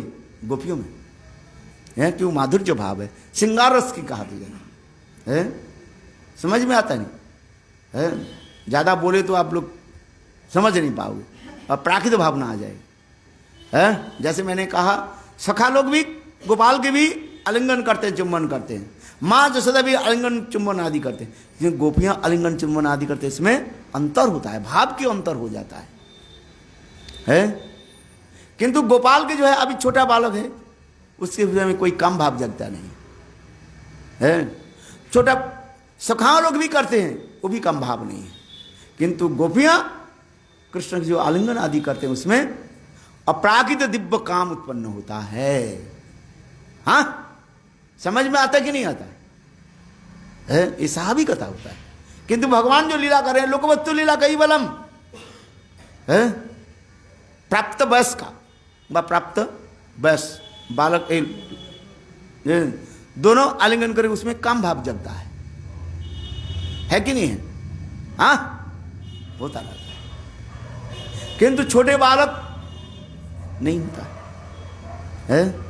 इसलिए सख और वात्सल्य में नहीं आ रहे है, किंतु माधुर्य में, श्रृंगार रस में, उसमें प्रेम काम की सर्वोत्तमता दिखा रहे हैं। इसलिए बार बार वही करें, प्रेमी वो गोपारमणा कविवत्ति है। इसलिए कह रहे हैं देखो कुंडल के दूसरा अर्थ संभव है। क्या करते हैं? इस प्रकार यह वस्तु का मुख शोभा विशेष भी है, उक्त हुआ है। और कुंडल भी कैसे सुंदर शोभायमान हो रहा है। लसत कुंडल का यह दूसरा अर्थ भी संभव है। ये दोनों कुंडल के श्री कृष्ण के कपलों का चुमने का महासौभाग्य प्राप्त हुआ है। सभी प्रकार के भूषण की कुंडल ही मुख्य कहा गया है। कुंडल की विशेष वैशिष्ट है, जिसमें मैंने कहा, क्या कहा था अभी, प्रणय गीत में है भिक्षावृत श्रीकंड स्थल कुंडला, उसमें भी सुंदर वर्णन होते जा रहे हैं। गोपियां कह रही हैं, हे कृष्ण आप अपने सुंदर मुखारविंद के दर्शन करा करके, दिखा करके, और जिसमें जो है कुंडल लसत वो दुलायमान हो रहे हैं। मानो आपके मुखमंडल कैसे है, शिकारी के जाल जैसे, जाल समझते हो, नेट। शिकारी जैसे पक्षी को पकड़ने के लिए जाल बिछा देते हैं, बस जाल लगा देते हैं, और उस जाल के जो है ठीक से करने के लिए नीचे क्या लगा देते हैं, बीट लगा देते, वेट लगा देते हैं, नहीं तो जाल ऊपर चला जाएगा। समझ में आया कि नहीं है? समझ में पास। ठीक उसी प्रकार तुम्हारे कुंडल क्या, आपके मुखारविंद क्या हो गया, ये जाल हो गया है, अलकावृति है। आहो कैसे आपके सुंदर, और ये कुंडल की कर मानो वो बीट जैसे, माने वेट रखते, इतने सुंदर वो वर्णन कर है। इसलिए यहां पर भी कह रहे हैं, इसलिए कुंडल की कहने पर भूषण उपलक्षित हो रहा है। और लसंती शोभायमान कुंडल के कुंडले जसमात्म, अर्थात जिससे कुंडल शोभायमान हो रहा है, मैं उनको नमस्कार कर रहा हूं। कृष्ण के नमस्कार करके साथ ही साथ विशेष करके कुंडल के भी नमस्कार कर रहे हैं। इस प्रकार विग्रह कहने पर अर्थात प्राप्त होता है कि प्राप्तर्ज वस्तु भूषण भूषणांग, अर्थात भूषण के भी भूषण स्वरूप है। इसलिए दशम स्कंद में गोपी ने कहा कि त्रैलोक्य सौभग मिदंच निरीक्षं रूपं जद गोदीज ध्रुव मृगा पुलकान्न विभ्रम। कितना सुंदर श्लोक होते जा रहे हैं। पहला लाइन क्या है, कास्त्रंगते कल्पाद मृत वेणु गीतम, उसी श्लोक के ये कहते जा रहे हैं। उसी श्लोक में कह रहे हैं ये त्रैलोक्य सौभग मिदंच मिदंच निरीक्ष रूपम जद गो दीज द्रुम मृगा पुलकानो विभ्रमम, जिनकी रूप और वेणु के ध्वनि सुन करके ऐसे कोई संसार में जीव नहीं है जो विचलित न हो जाए, अपने मार्ग से विचलित न हो जाए। कृष्ण के चार तो गुण बताया गया है, रूप माधुर्य, लीला माधुर्य और वेणु माधुर्य। कितने हो गया, रूप माधुर्य पहले कहा गया, लीला माधुर्य, प्रेम माधुर्य और वेणु माधुर्य। इसमें दो जो है विशेष वैशिष्ट दिखा रहे हैं, एक है रूप और एक वेणु है। कृष्ण के अंदर इतने सुंदर रूप जो है, जिस रूप के देख करके सभी मोहित हो जाते हैं। केवल स्त्रियां नहीं है। अरे स्त्रियां कितने होना है तो स्वाभाविक रूप में है ही है। जितने दुकान है, सबसे दुकान में कहां पर स्त्रियों की भीड़ लग जाता है, कौन सा दुकान में, प्रसाधन दुकान में।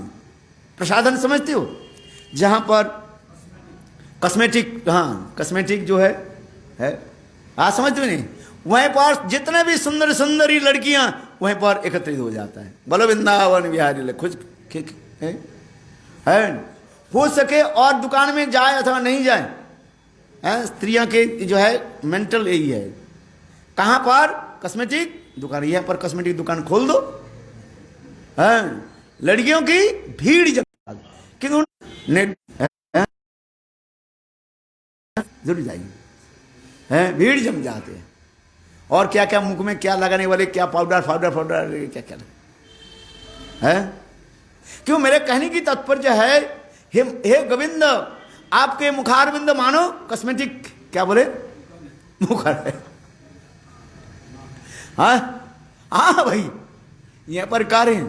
गोविंद के मुखारविंद इतने सुंदर, इसलिए कास्त्रंग थे, दो अर्थ होता है। अरे स्त्रियां के कथा छोड़ दो, अथवा स्त्रियां ही तो अति अवश्यंभावी है। गोविंद के मुखारविंद के तो होगा, किंतु उसके देख मुख क्या है, कॉस्मेटिक मार्केट है वो, है इतने सुंदर है रूप। स्त्रियां भी क्या चाहती हैं, जहां पर रूप हो।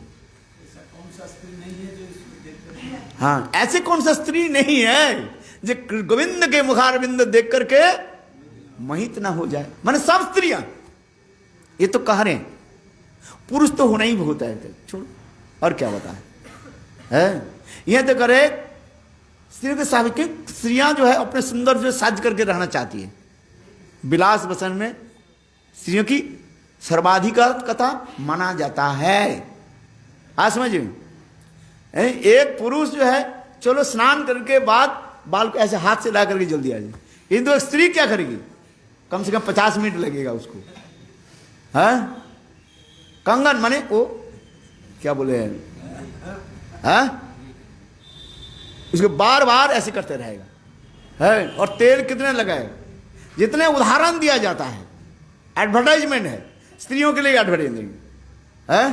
नारियल तेल के उदाहरण देते हैं, माने नारियल तेल के जो है बेचने के लिए एडवर्टाइज देते हैं, पुरुष को देते नहीं है भाई। दो लड़के खड़ा करते हैं, उनके बड़े जो है वो बाल को ऐसे दिखाते जाते और दिखाते हैं नारियल तेल, उत्कृष्ट मान की नारियल तेल इस दुकान में मिलता है, बोलो वृंदावन, शैम्पू लेकर सारी चीज, क्यों जानते हैं ये है। कहने इसी प्रकार जो है गोविंद की इतने सुंदर रूप जो है, मैंने चार जो बताया है, रूप माधुर्य, लीला माधुर्य, प्रेम माधुर्य और वेणु माधुर्य, किंतु उसमें पहली क्या आ जाता है, रूप माधुर्य। गोविंद के रूप इतने सुंदर जो रूप जो है और साथ ही साथ वेणु सोने में सुहागा है।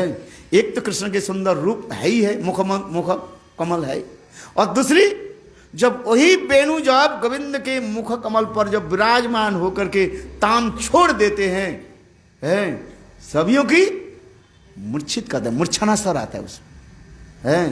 इसलिए कहते हैं यहां पर लिखा, त्रैलोक्य सौभोग मिदंच निरीक्ष रूपम है, गो दीज द्रुमा मृगा पुलकान्न विभ्रमम। सबके हृदय में सात्विक भाव और सात्विक भाव विकार हो जाता है। गो दीजा द्रुमा, गाय को भी देखो, वेणुगीत में आ रहे ना, गावश्च कृष्ण मुख निर्गत वेणुगीतम।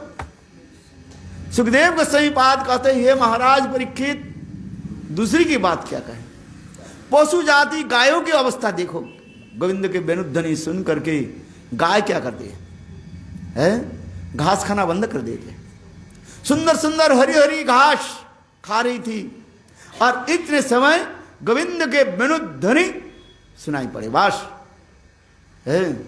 वो गाय क्या करने लगी, जो घास खा रही थी ना, उसके आधा घास अंदर में गए, आधा घास बाहर, चिबा नहीं पा रहे, माने वहीं पर बिल्कुल स्तब्धीभूत हो गया। जिस प्रकार एक आर्टिस्ट है दीवार पर जैसे चित्र अंकन करते हैं, गाय को ही दशा हो जाता है। अरे घास कम से नीचे गिर जाए वो भी नहीं है, वो घास गायों की बस मुंह पर ऐसे लगा हुआ है, आधा घास अंदर में है, आधा घास बाहर में है। वो भी गाय कैसे, ऊपर के मुख तरफ करके,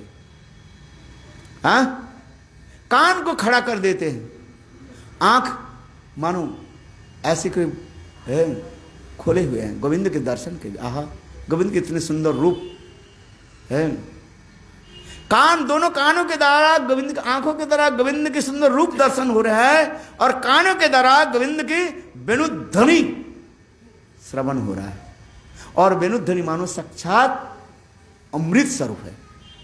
ये अमृत के बूंद, एक बूंद कहीं ना नीचे ना गिर जाए है, इसलिए गाय क्या की, कान को जो है बिल्कुल ऐसे खड़े करके रखे है, नीचे हो जाए तो अमृत मानो वेणुध्वनि रूपी जो अमृत कहीं ना नीचे ना गिर जाए, है ऐसे उत्कंठ कर नहीं, कानों को ऐसे खड़ा करके रखे, सारे बूंद माने अमृत के बूंद उनके कर्ण के अंदर होते हुए हृदय में आ जाए, है इसे वर्णन होते जा रहे वेणुगीत में।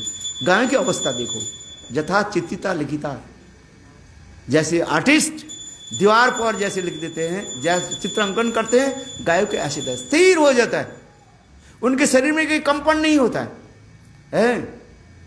आज समझे, आप एक चीज लक्ष्य करेंगे, गाय जब घास खाती है ना, है उसके पूंछ के जो है बार बार वो हिलाते रहते हैं। गाय चराया कभी देखना है, एक तो दो कारण से होता है, हरी हरी घास जब मिल जाता है आनंद होता है उसको घास खाने, है इतने सुंदर सुकोमल घासों के पा करके गाय सोचते आहा मेरे जीवन धन्य हो जाता है। वो घास खाती है और साथ ही साथ अपने पूंछ को भी ऐसे हिलाते रहते। दूसरी जो है जहां पर हरी हरी घास होती है वहां पर मच्छर भी होता है, मच्छर गाय पर बैठ जाता है, इसलिए वो पूंछ के द्वारा मच्छर को भगाते हैं। किंतु वृंदावन में तो सब अनुकूल है, प्रतिकूल है ही नहीं कोई। वो मच्छर भी है किंतु मच्छर है प्रतिकूलता नहीं है। किंतु गाय क्या करती है स्वभाव के अनुसार अपने पूंछ को हिलाते रहते हैं। देखा गाय को देखना, जहां पर गाय घास खाती है जो चराती है गाय के ना, देखना आपने है मच्छर रहे अथवा नहीं रहे हैं, वो अपने पूंछ को जो है ऐसे ऐसे फेंकते रहते हैं। आ समझिए,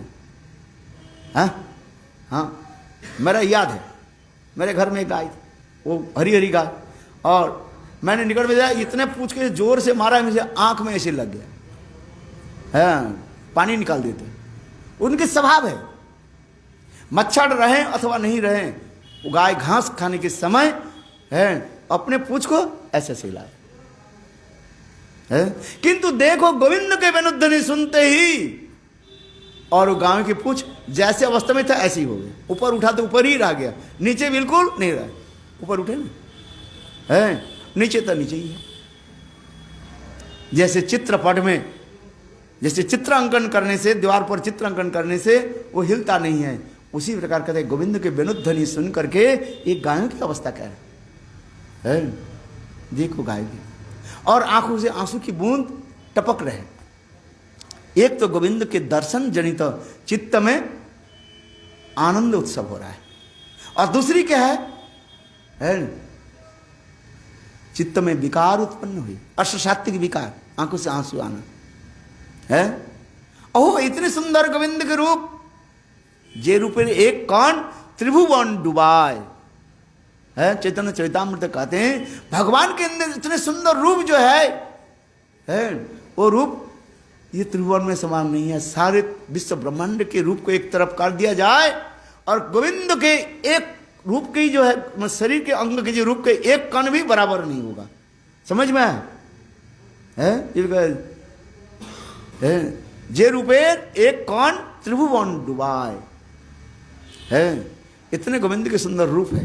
हम तो अभी बोल रहे हैं, आप तो सुन रहे हैं, किंतु यदि गोविंद के दर्शन हो है और गोविंद के रूप ऐसे दर्शन कर क्या बताए, जिस रूप के दर्शन कर से और कोई रूप देखने की इच्छा ही नहीं होगा है। जिस रूप के दर्शन करने पर जीवों के और कोई रूपों के दर्शन करने की इच्छा नहीं। हमारे आंख अभी माया के दर्शन करने क्यों जाते हैं? कोई टीकाकार कह रहे हैं, वैष्णव कहते हैं कहते हे भगवान अपने स्वरूप के एक बार दर्शन करा दीजिए। भगवान के एक बार रूप दर्शन हो जाए, इस संसार के माया के रूप दर्शन करने की उनकी इच्छा ही नहीं है। वो तो कहेंगे हम अंध हो जाए तो अच्छा ही है, जैसे बिल्लमंगल ठाकुर के कहा जाता है। भगवान ने उनके सुंदर रूप को दर्शन कराया और कहने के बाद भगवान बिल्लमंगल ठाकुर के तो अंध हो गया था ना, जिस कथा आप लोग ने सुना है। अपने दोनों आंखों के क्या गई, नवेली नवाविवाहित स्त्री के वो जुड़ा में लगाने वाले कांटे जो है उसको लेकर के फोड़ दिया है। फिर गोविंद अपने उनको क्या दिया, दिव्य चक्षु दे दिया, आंख दे दिया। बिल्लमंगल सोच रहे हैं उस आंखों की तरह मैं देख रहा हूं, किंतु वास्तव वो सत्य नहीं है, क्योंकि हमारे जड़ आंखों की तरह भगवान दर्शन नहीं होता है। केवल चोखे द्वारा भगवत दर्शन है ना, कान व्यतीत। हाँ, भक्तिवेदांत प्रभुपाद लिखते हैं। गोविंद के दर्शन करके कहने लगे, हैं आहा कितने सुंदर आपके रूप है। गोविंद कहने लगे, ये गुप्त क्या नाम, बिल्लमंगल, तुम्हारे मैं आंख यही बना रहे, यही आंख तुम्हारे है, तुम दर्शन करते हो। किंतु बिल्लमंगल ठाकुर ने क्या कहा, जे प्रभु जिस आंखों के द्वारा आपके ऐसे सुंदर रूप के दर्शन किया, और कोई रूप हमें दर्शन करने की इच्छा नहीं है, हमें अंधे ही रहने दिए। दिव्य अपराकित आंखों के द्वारा आपकी मैं दर्शन करते रहो। है क्यों, कहने की तात्पर्य है हम एक बार गोविंद के दर्शन कर ले, बार गोविंद कृपा करके एक बार दर्शन दे, कृपा करी एक कृपा दृष्टि करो प्रभु जगतेर प्रति, जागू के हृदय मोर सुमंगल आरती। है कृपा दृष्टि करे, गोविंद की कृपा दृष्टि हमारे प्राप्त हो जाए, और वो दिव्य अपराकित आंख हो जाए गोविंद के दर्शन। और जब गोविंद के दर्शन हो जाता है, और इस संसार की कोई वस्तु दर्शन करने के लिए इच्छा नहीं। हाँ, से मूर्ति नयन हेरे केहो नहीं घरे फिरे, संसारी गृह के बस सेवक की बाव कि वही सर्वनाश। आहा, गोविंद के दर्शन है, एक बार गोविंद के दर्शन, हम कहते हैं जब तक गोविंद के दर्शन नहीं हो रहे, आंख इधर देखने के लिए उधर देखने के लिए दौड़ता रहता है। किंतु एक बार गोविंद के दर्शन हो जाए तो संसार की किसी वस्तु दर्शन के लिए इच्छा ही नहीं हो, कि जड़ दर्शन है ना। इस संसार के सब वस्तु क्या जड़ वस्तु है, फीका लगेगा उसको। है उस समय भगवान के कहेंगे, भगवान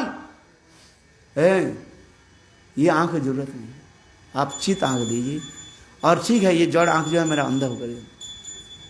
है ये जड़ वस्तु के क्या दर्शन करेंगे, जड़ वस्तु के, जड़ आंखों के द्वारा जड़ वस्तु दर्शन होता है, किंतु अपराकित आंखों के द्वारा गोविंद की अपराकित मूर्ति, से मूर्ति नयन हेरे केहो नहीं घरे फिरे। एक बार गोविंद के दर्शन हो जाए, संसार की कोई वस्तु देखने के लिए हमारी इच्छा नहीं हो। है अभी तो फेसबुक में देखते रहते हो, क्या फेसबुक में रखा है, स्टूपिड नॉनसेंस ऑफ। हाँ बहुत लोग है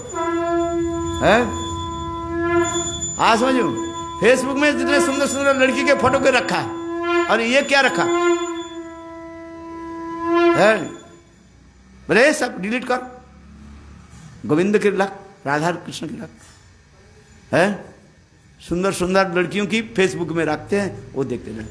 अरे रखना है तो गोविंद की रखो, राधा आदि गोपियों की फेस रखो, ललिता विशाखी आदि की रखो, मैं माना नहीं कर रहा हूं, है किंतु कुछ ऐसे स्टूपिड नॉनसेंस ब्रह्मचारी हाँ क्या रखते हैं,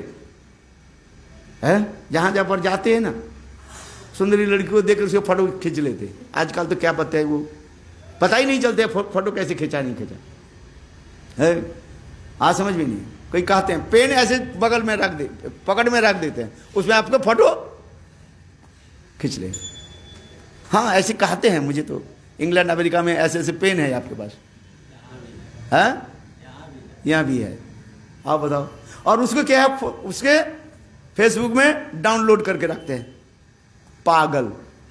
अरे गोविंद ऐसे सुंदर विग्रह, राधा जी के कितने सुंदर जो है रूप देखो, है ललिता विशाखा अष्टसखी के रखो, है ठीक है, स्त्रियों के रखने को मैं माना नहीं करता हूं, रखो, किंतु ऐसे सुंदर सुंदर विग्रह के रखो, कितने सुंदर रूप है।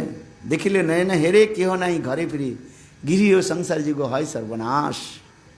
है बंधु संगे यदि तब रंग परिहास, तभी मोर कथा रेखो, जेवना को मथुरा किसी तीर्थ घाटे रसकाश, तथा आचन हरि गोविंद रूप धरी, मुखे मृदु मंद हास, अधरे वंशी तार। देखो आप रूप का वर्णन कर दिया, इसके बाद क्या वर्णन हो रहा है, अधरे वंशी तार, अनर्थ रो है मूल आधार। हा है एक बार गोविंद के दर्शन हो जाए और बंसी बजाते हुए गोविंद के दर्शन करें, गोपियां क्या कहते, अक्षणतांग फलम इदम न परम विदाम। एक श्लोक किसका, राधा जी शंकर है। आंखों की तात्पर्य क्या है, दर्शन तो है, किंतु आंखों की तात्पर्य है गोविंद के दर्शन बिना और कोई नहीं। अक्षुणतांग फलमिदंग न परंग विदाम है। कितने सुंदर श्लोक हो जाते हैं। गोविंद के दर्शन, आहा कितने सुंदर। राधा जी के दर्शन हो है। इसलिए मैंने कहा ना, बिल्वमंगल ठाकुर कृष्ण पक्ष गोपी होने के नाते उनके स्वरूप का तो जो है कृष्ण पक्ष, इसलिए कहते हैं हे गोविंद, आप जो स्वरूप मुझे दर्शन कराया, जिस आंखों से दर्शन किया, उस आंखों के द्वारा इस संसार की वस्तु में दर्शन है। हम होते तो क्या बोलते, ये गोविंद तुम्हारे रूप दर्शन नहीं है, राधा जी के रूप दर्शन हो जाए है। जिस आंखों के द्वारा राधा जी के दर्शन हो जाता है, रूप दर्शन हो जाता है, गोविंद तेरे रूप दर्शन करके हमारी क्या जरूरत है। बोलो वृंदावन विहार है। मंजरियां तो यही तो कहेगी है, गोविंद तेरे रूप क्या है दर्शन करके है। आज में गोविंद भी कम नहीं है, गोविंद भी ऐसी है। बंसी वादन सबको किया। कई वैष्णव लोग कहते हैं जो ये जो बंसी ध्वनि के द्वारा सब गोपी को तो सुनाई पड़ा, बड़े मंजरी के क्यों नहीं सुनाई पड़ा। कोई वैष्णव व्याख्या करते हैं, सिद्धांत है, बोले राधा आदि गोपियों के बुलाया बंसी ध्वनि के द्वारा, मंजरियों के नहीं बुलाया। बोले क्यों है। बोले बुलाने की उनके जरूरत क्या है। यथा छत्र धारावत एक होता है, उत्तम समझ में आ रहे। जे राजा के छत्र दंड लेकर के जो चलते हैं उसको निमंत्रण दिया नहीं जाता है। राजा के बुलाने पर राजा जब जा रहे हैं, वो छत्र दंडी जो है, माने छत्र के दंड के बोले, वो अपने आप जाएगा है। आज समझे, जैसे न्याय के अनुसार कहते हैं यथा छत्र दंड धारवत, छत्र के धारण करने वाले दान करे, उसको बुलाना नहीं पड़ता है। बोले राधा जी के बुलाया, मंजरिया अपने आप जाएगी वो, बोले बुलाने की जरूरत है। ऐसे ऐसे वैष्णव लोग व्याख्या करते हैं। हमारे वो भक्ति सर्वस्व गोविंद महाराज वो ग्रंथ में देखा ना, उसमें नया दर्शन के द्वारा उन्होंने दिखाया है। बोले कृष्ण कहते हैं ठीक है, तुमको मैं नहीं बुलाते नहीं, तुम तो अपने ही आओ। दूसरा उदाहरण दिया जाता है, जैसे आपके घर